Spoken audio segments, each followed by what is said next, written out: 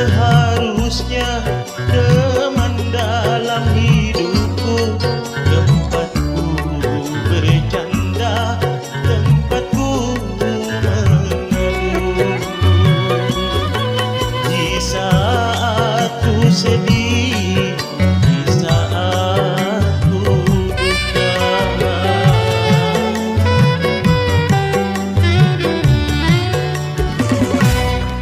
tapi mengapa seakan aku ini musuhmu, bagai orang lain yang sangat kau benci.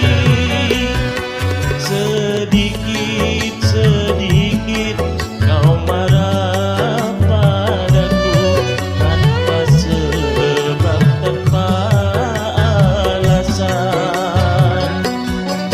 Dia yang seharusnya teman dalam hidupku, tempatku bercanda, tempatku mengadu.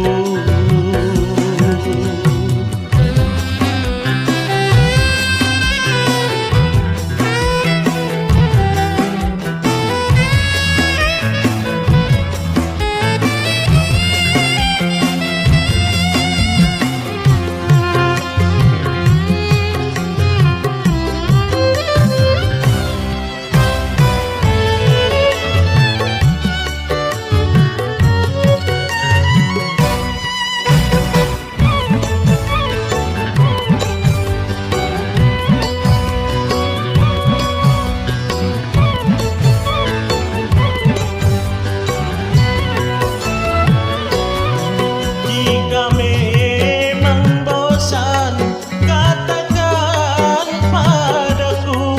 Kalau sudah tak sayang, jujurlah padaku.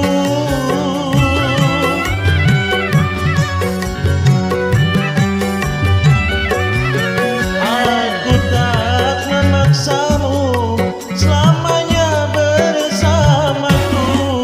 Kita tak pernah berjanji untuk sehidup semati.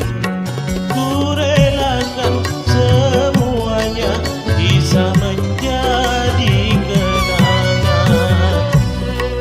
Dia yang seharusnya teman dalam hidupku, tempatku bercanda, tempatku mengadu.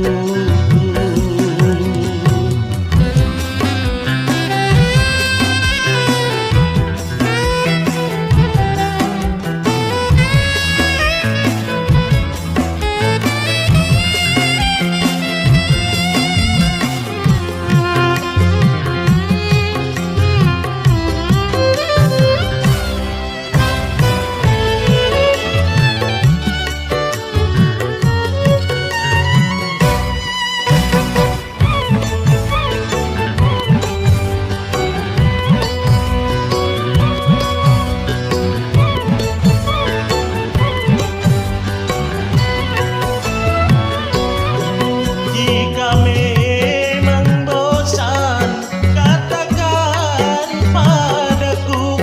Kalau sudah tak sayang, jujurlah padaku.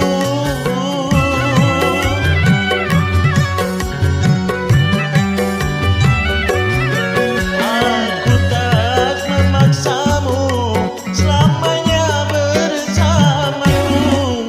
Kita tak pernah berjanji untuk sehidup semati.